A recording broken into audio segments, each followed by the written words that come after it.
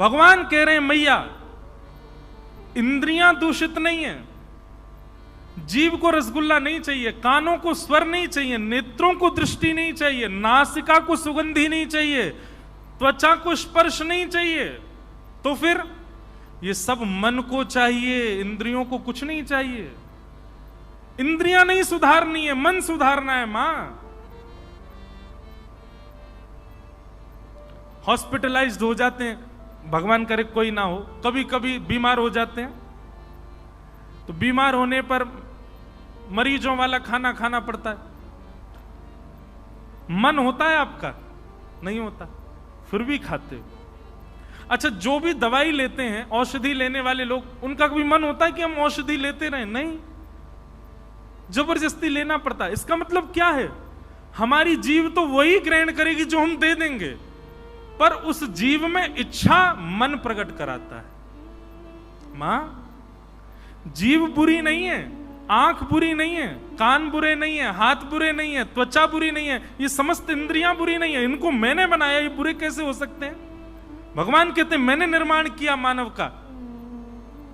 इंद्रियां बुरी नहीं है, इंद्रियों से जबरदस्ती हठपूर्वक इच्छा पूरी कराने वाला मन बुरा है।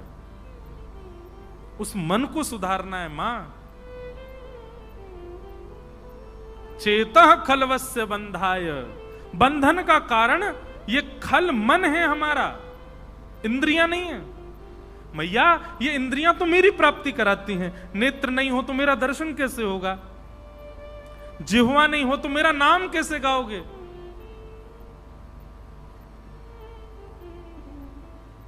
कान नहीं हो तो मेरी कथा कैसे सुनोगे? हाथ नहीं हो तो करताल कैसे बजाओगे? पैर नहीं हो प्रदक्षिणा कैसे करोगे?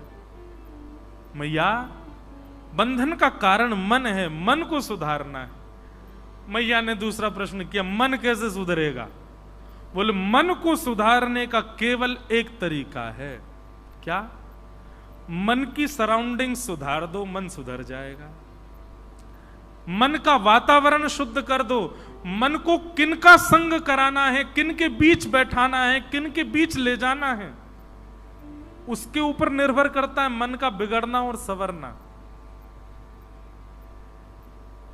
एक तोता डाकुओं के बीच में रहता था। जब भी किसी को देखता था तो कहता काटो, मारो, झपटो, लूटो, यही सुनता था पूरे दिन। उसी तोता को एक संत ने अपने पिंजरे में रख लिया। एक महीना बाद बोलने लगा, जय जय राम कृष्ण हरि। बोला लोकर करा, ये भी नासिक से सीख के आया मैं। ए लोकर करा, लोकर करा मतलब जल्दी करो। थांबा थांबा, थांबा मतलब रुको है।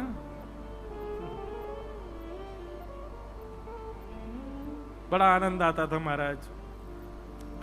दोपहर के स्नान के लिए जब गोदावरी जी में जाते थे, धूप पड़ रही होती थी और गोदावरी जी का शीतल जल इतना आनंद देता था। पावन तुझे नीर गंगे, महाराज जी की सुंदर भाव लिखे हुए हैं। इतना सुंदर जल श्री गोदावरी जी को, उसमें स्नान करते इतना आनंद आता था। एक तो मेरा मौन रहता, तो बोलता मैं किसी से था नहीं, छुपता किसी से था नहीं। इतने में ही गुरुजी आते, बच्चों को बोलते, अब मुझे तो बोलते नहीं डायरेक्ट कि लोकर करा, भोजन का समय हो गया, सबको बोलते बच्चों को लोकर करा, जल्दी निकलो बाहर, भोजन का समय हो गया। एक दो दिन तो मुझे समझ नहीं आया, फिर बाद में मैंने कहा अच्छा लोकर करा मतलब जल्दी जल्दी चलो, जल्दी करो, निकलो बाहर। फिर जाते महाराज, प्रसाद पाते, फिर थोड़ी देर आराम करते, 3 बजे से कथा सुनाते, 5 बजे कथा 6 बजे पूरी करके फिर गंगा जी में कूद जाते। क्या आनंद आता था, अलग ही सुख था महाराज। तो मन को पवित्र करने का, मन को सुधारने का तरीका क्या है? तब भगवान कहते हैं जो हरि गुण गाते हैं, जो हरि स्मरण करते हैं, जो हरि सेवा करते हैं, जो हरि की सेवा में रहते हैं, जो हरि चिंतन में रहते हैं, जो सत्संग करते हैं, ऐसों के बीच में रहना प्रारंभ कर दो, धीरे धीरे आपका मन अपने आप ठीक हो जाएगा। हमारे दक्षिण भारत की एक कथा सुनो ध्यान से। दक्षिण में हमारे श्री वैष्णव संप्रदाय का एक स्थान है श्रीरंगम। तो श्रीरंगम में एक वैष्णव रहते थे, उनका नाम था धनुर्दास। क्या नाम था? धनुर्दास जी जो थे ये रूप में बड़े आसक्त थे। इनको रूप देखना बड़ा अच्छा लगता था, सुंदर सुंदर रूप हो। भगवान की इनके ऊपर दया हुई और इनकी जो पत्नी थी वो इतनी सुंदर थी, इतना सुंदर रूप था उसका, उससे इनका ब्याह हो गया। अब ये पत्नी को ही देखते रहते थे, उसका रूप इतना लावण्य मधुर। कहां तक कहें कि जब पत्नी चलती थी तो ये उसके ऊपर छत्र लेकर के उल्टे चलते थे, उसको देखते हुए चलते थे छत्र लेकर के, इतनी सुंदर। एक बार श्री रंगनाथ भगवान की यात्रा निकल रही थी, पालकी यात्रा, और उसी समय ये अपनी पत्नी को लेकर के कहीं जा रहे थे, ऐसे छतरी लेके उल्टे चल रहे थे। और वो ऐसे चल रही है, ये पीछे पीछे चल रहे हैं छतरी लेके, उसको देखते हुए।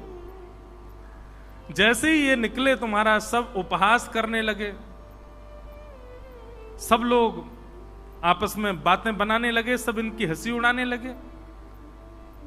भाष्यकार स्वामी श्री रामानुजाचार्य जी की जब इन पर दृष्टि पड़ी, देखो संत की दृष्टि में कितना बल होता है। रामानुज स्वामी जी की जैसे इन पर दृष्टि पड़ी, उसको देख करके मुस्कुरा गए और तुरंत उन्होंने अपने सेवकों से कहा, इसको बुला करके लाना मेरे पास। धनुर्दास जी से कहा, तुमको स्वामी जी ने बुलाया, चलो। धनुर्दास जैसे ही गए स्वामी जी के पास, उन्होंने कहा, आज रंगनाथ भगवान की यात्रा निकल रही थी, तुम अपनी पत्नी के ऊपर छत्र लेके चल रहे थे उल्टे। बोले, महाराज मुझे अपनी पत्नी से बहुत प्रेम है, उसका रूप बहुत सुंदर है। मेरा मन होता है कि जब मैं उसको बाहर लेके जाऊं, उस पर धूप ना पड़े, उसके ऊपर छतरी रखूं और उसका रूप निहारता रहूं, इसलिए मैं उल्टा चलता हूं। तो रामानुज स्वामी जी महाराज के मन में ये भाव आया, ऐसी निष्ठा, ऐसा चिंतन, ऐसा समर्पण यदि कोई ठाकुर जी के लिए कर दे तो ठाकुर जी प्रसन्न हो जाए, प्रकट हो जाए।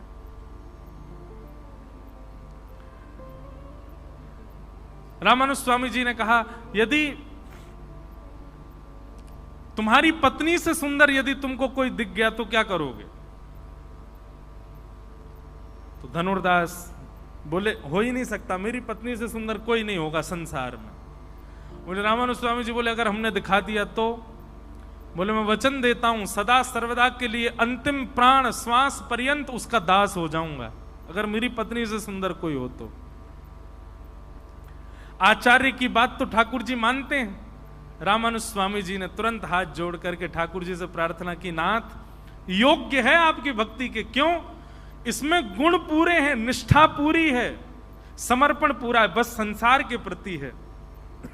आपके प्रति हो जाए तो एक नंबर भक्त है आपका, कृपा करके इसको दर्शन करा दो। इतने में ही शंख चक्र गदा पद्म धारण किए श्रीमन नारायण भगवान सिर पर मुकुट धारण करके सुंदर मणियां जड़ित हैं और ऐसे कमल नेत्र भगवान मंद मंद मुस्कुराते हुए जैसे ही प्रकट हुए, रामानुजाचार्य जी बोले, देखो दर्शन करो। धनुर्दास ने जैसे ही दर्शन किया, आहा क्या वर्णन करें उस रूप का। वो तो देखता ही रह गया, देख करके मंत्रमुग्ध हो गया, आनंदित हो गया। एक क्षण दिखने के बाद ठाकुर जी अंतर ध्यान हो गए। जैसे ठाकुर जी अंतर ध्यान हुए, रामानुजाचार्य जी के चरणों में गिर गया, मुझे फिर दिखा दो, फिर से दर्शन करा दो। रामानुजाचार्य जी बोले, अब सदा के लिए इनके दास बन जाओ, जैसे अपनी पत्नी के दास बन गए वैसे इनके दास बन जाओ। अब तो महाराज उसके चित्त में ऐसी भावना आ गई कि अब पत्नी का रूप सुहाता ही नहीं है उसको, बल्कि घर गया, पत्नी को ही लेके आया। पत्नी बोली, आज छतरी नहीं उठाओगे? बोले, नहीं छतरी वतरी नीचे, ऐसी चलो तुम। रामानुज स्वामी जी के चरणों में जाके कहा इसको भी उन्हीं का दास बना, तो दोनों मिलके भजन करेंगे। स्वामी जी की कृपा से दोनों दंपति भगवत भक्त हो गए। अब बताओ, धनुर्दास का ना तो भजन था, ना तो नाम जप था, ना जीवन में कोई भी ऐसी योग्यता थी, केवल भजनानंदी महापुरुष की दृष्टि पड़ गई और उससे उसके चित्त में भजन भाव प्रकट हो गया। भगवान यही तो कह रहे हैं यहां पर, मैया मन को सुधारने का एक ही तरीका है, जो मेरा स्मरण करते हैं, मेरा भजन करते हैं, मेरा चिंतन करते हैं, मेरे ध्यान में सदैव रहते हैं, उनके बीच में जाया करो। क्या पता कब वो प्रेम भर के तुमको देख लें। उनकी कृपा से ही मन सुधर सकता है मैया, और कोई उपाय नहीं मन को सुधारने का।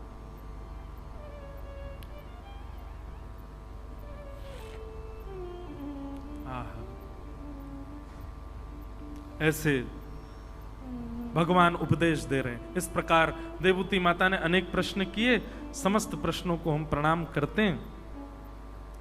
आगे मैया ने 4 प्रकार के भक्तों के बारे में, इतना बढ़िया प्रसंग है। 4 प्रकार के भक्त होते हैं। भगवान से पूछा गया आपको कौन से प्रिय होते हैं, तब ठाकुर जी ने अपने प्रिय भक्तों के बारे में, मुझे कौन प्रिय लगते हैं, उनके बारे में बताया।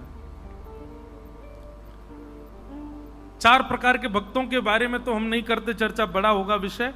भगवान को जो प्रिय हैं उनके बारे में सुन लो। ठाकुर जी कह रहे हैं कि सालोक्य साष्ट सामिप्य सारूप्यैकत्वप्युत दीयमानं न गृह्णन्ति बिना मत्सेवनं जनाः। मैया सालोक्य साष्ट सामिप्य सारूप्य और एकत्वम 5 प्रकार की मुक्ति होती हैं। 5 प्रकार की मुक्ति होती हैं। पहली मुक्ति का नाम सालोक्य मुक्ति। सालोक्य मुक्ति का मतलब है कि आपको भगवान का लोक मिल जाएगा। जिस लोक में भगवान रहते हैं उस लोक की प्राप्ति हो जाना सालोक्य मुक्ति। दूसरी मुक्ति बताई साष्टी। उस लोक में भी भगवान के दर्शन की सुविधा आपको मिल जाएगी। सालोक्य मुक्ति में दर्शन होंगे भगवान के, इसका कंफर्मेशन नहीं है। घूमते रहो, कभी ना कभी तो दिख ही जाएंगे। लेकिन शास्त्री मुक्ति में भगवान के दर्शन की भी सुविधा है। तीसरा बताया सामीप्य। तीसरी मुक्ति कौन सी बोले, ठाकुर जी के समीप में रहने का अवसर मिलेगा, सामीप्य। चौथी मुक्ति बताई सारूप्य, भगवान के जैसा ही रूप मिल जाएगा। और 5वीं मुक्ति बताई एकत्वम, भगवान में ही विलीन हो जाओगे।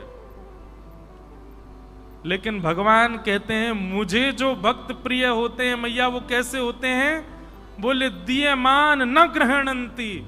इन 5 प्रकार की मुक्तियों को मैं उसके सामने रख देता हूं, ले लो तुम्हें कौन सी चाहिए। पर इन 5 मुक्तियों को भी हाथ जोड़ के कहता नाथ मुझे नहीं चाहिए, आप रख लो अपने पास ही। जैसे हमारे श्री नामदेव जी महाराज, पंडरीनाथ भगवान प्रसन्न हो गए उनसे, मांगो क्या चाहिए। नामदेव जी कहते हैं जो मांगूंगा सो दोगे। बोले हाँ, पंढरपुर आने वाले और आपके दर्शन को आने वाले हर वैष्णव की चरण रज मेरे सिर पर पड़े, ऐसा वरदान दे दो। ये प्रिय हैं ठाकुर जी को। और आज भी श्री नामदेव जी मुख्य द्वार पर ही समाधि है, नामदेव जी वहीं विराज रहे हैं।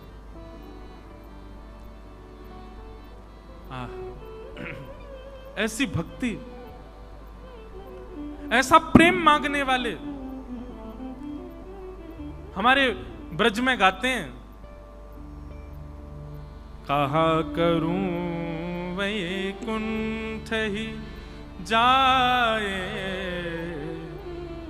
जहां नहीं नंद जहां नहीं यशोदा, जहां नहीं नंद जहां नहीं यशोदा, जहां नहीं गोपी ग्वाल और गाए, कहा करूं मैं कुंठ जाए, कहाँ करूं वैकुंठ ही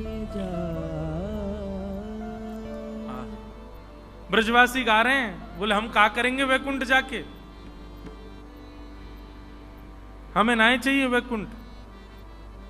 एक कथा आती है भागवत में कि एक बार ब्रजवासियों को पता चल गया कि ठाकुर जी भगवान है। सब ब्रजवासियों ने ठाकुर जी को घेर लिया, बोले लाला तू भगवान है?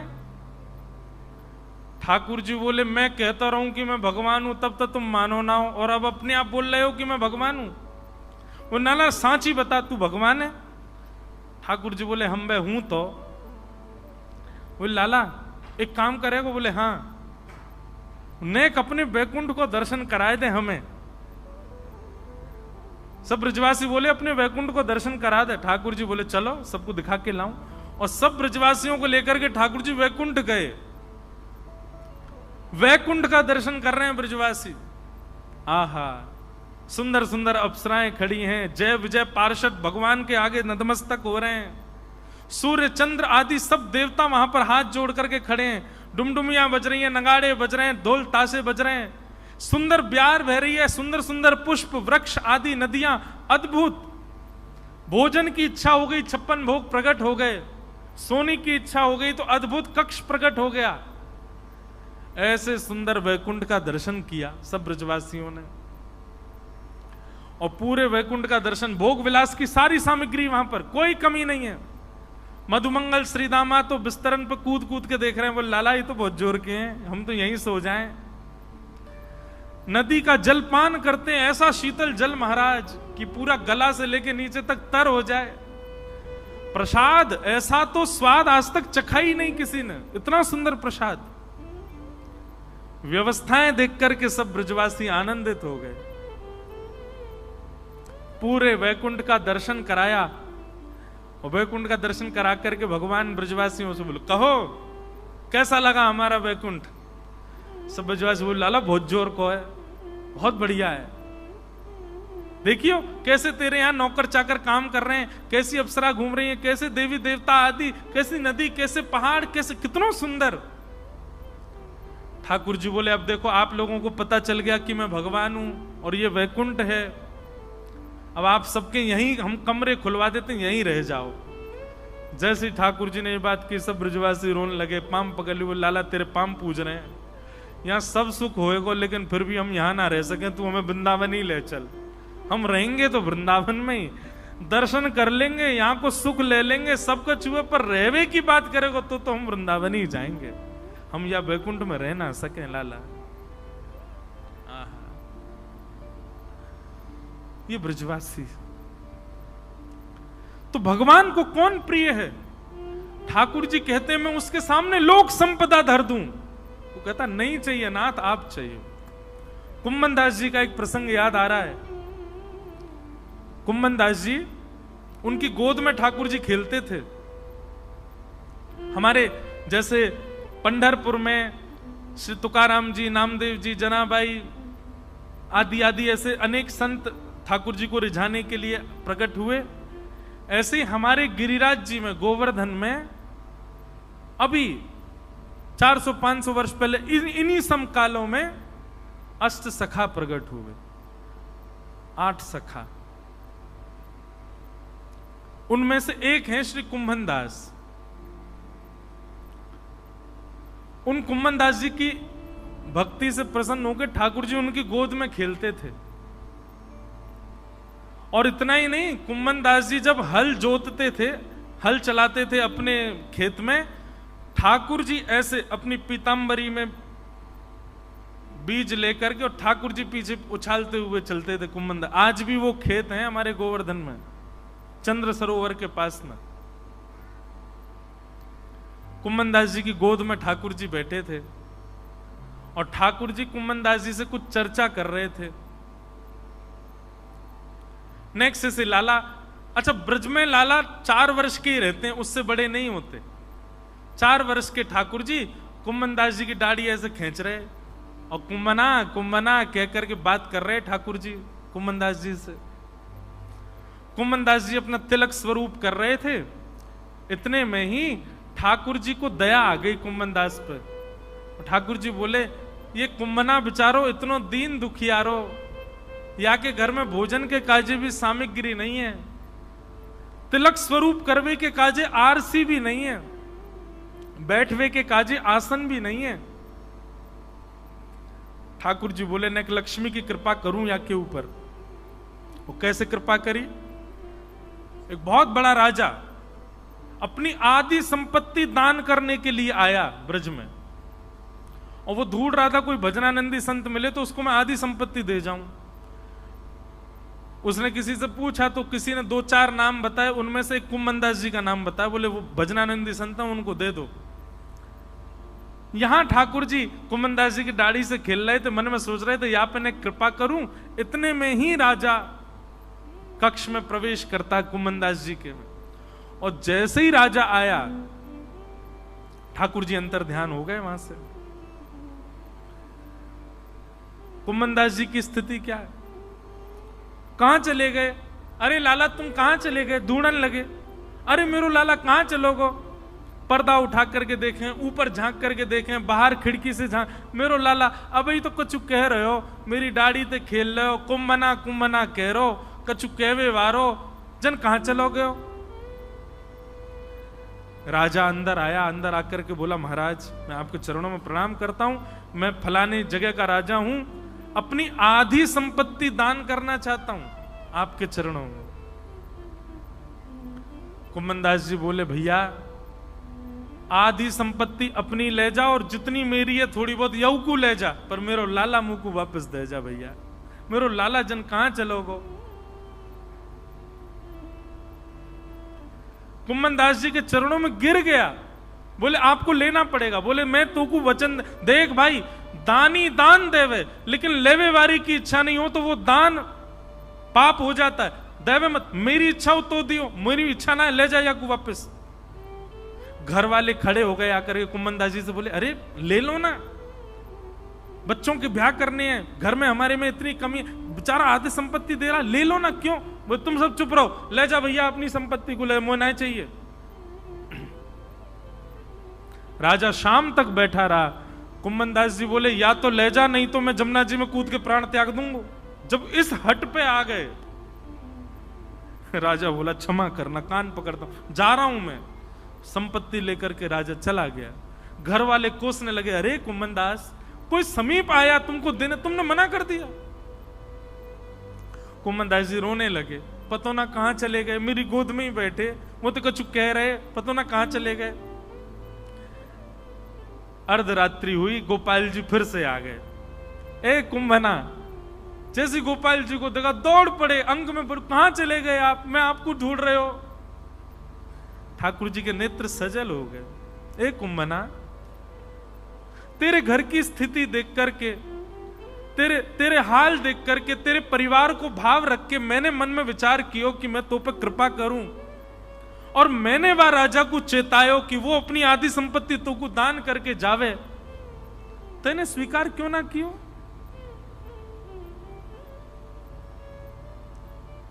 कुम्मनदास जी का उत्तर इतना सुंदर।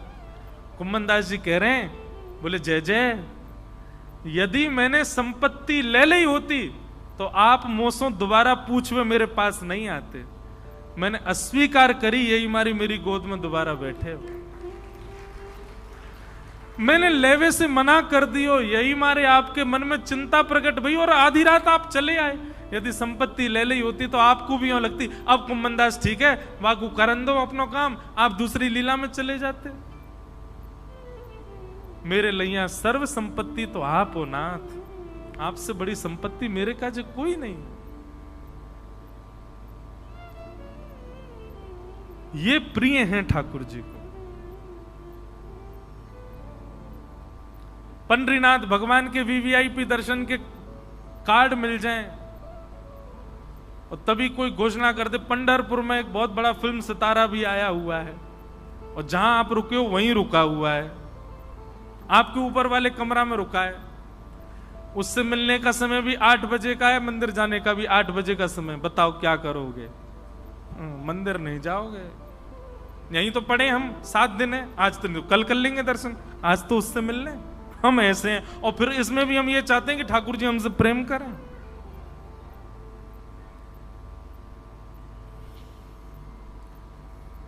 इस प्रकार कपिल भगवान ने अपने प्रिय भक्तों के लक्षण बताए। आगे भागवत में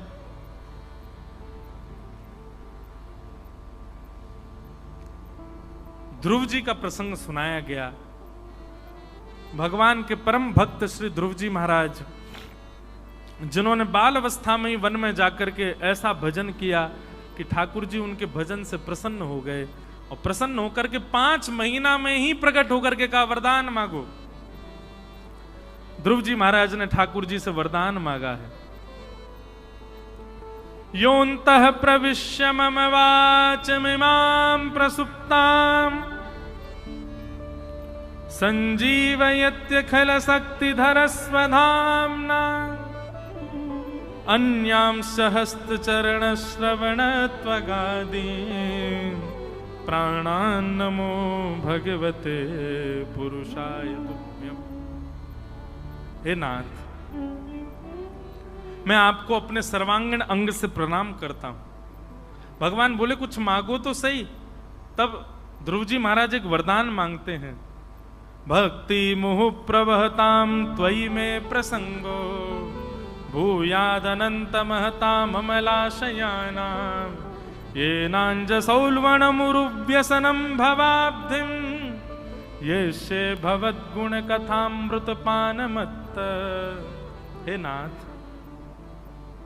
मुझे एक ही वरदान दे दीजिए, क्या आपकी कथा सुनने का मुझको व्यसन हो जाए। व्यसन समझते हैं? एडिक्शन। इतना सुंदर सूत्र मिलता है श्री ध्रुव जी महाराज की स्तुति से। मैं कथाओं में कभी कभी कहा करता हूं, संसारी लोग कैसे होते हैं? वो दुख में भी संसार को भोगते हैं, सुख में भी संसार को भोगते हैं। आज मेरा मन बहुत दुखी है, क्या करोगे? बोल आज तो मैं एक बोतल पीऊंगा। आज मेरे यार की शादी हुई है, आज तो मैं जरूर पीऊंगा। आज मैं एग्जाम में पास हो गया, फर्स्ट रैंक आई है, क्या हुआ? आज तो पार्टी होगी, पिएंगे। आज क्या हुआ? आज मैं फेल हो गया, आज तो पीनी पड़ेगी। भाई दुखी हूं बहुत ज्यादा। आज मेरा ब्याह है, आज तो पीनी पड़ेगी। आज मेरी पत्नी छोड़ के चली गई, डाइवोर्स हो गया, अब तो पीना ही पड़ता, इसके बिना तो जी नहीं सकता मैं। व्यसनी संसारी व्यक्ति क्या करता है? सुख में भी व्यसन भोगता है, दुख में भी व्यसन भोगता है, और केवल बहाने ढूंढता है। आज तो बुआ के बच्चे घर आए हैं, रात में पार्टी होगी। आज बुआ के बच्चे जा रहे हैं तो दुख में पार्टी होगी। सर, मैं रहा हूं ना आजकल के बच्चों के बीच, पता है मुझे कैसे होते हैं। हर चीज में उनको व्यसन चाहिए। लेकिन भक्त क्यों केवल एक ही चीज को सोच के रखता है? भक्त का भी ऐसा स्वरूप होना चाहिए। आज फर्स्ट आया हूं, आज तो हरिनाम संकीर्तन होगा। आज मैं फेल हो गया, भैया दुख में हरिनाम संकीर्तन होगा। आज मेरा ब्याह है, आज हम कथा सुनने जाएंगे। आज मेरा ब्याह टूट गया, आज भी कथा सुनने जाएंगे। आज मेरे बुआ के बच्चे आ रहे, आज तो हरिनाम संकीर्तन करना ही पड़ेगा। आज मैं बहुत दुखी हूं, आज तो हरिनाम संकीर्तन के बिना चलेगा ही नहीं। ऐसी स्थिति मांग रहे हैं कौन? श्री ध्रुव जी महाराज कि नाथ, जिस प्रकार व्यसनी व्यक्ति व्यसन भोगने के लिए बहाने ढूंढता है, ऐसे मैं भी आपके भजन के लिए बहाने ढूंढा करूं। ऐसी कृपा मुझ पर कर दो।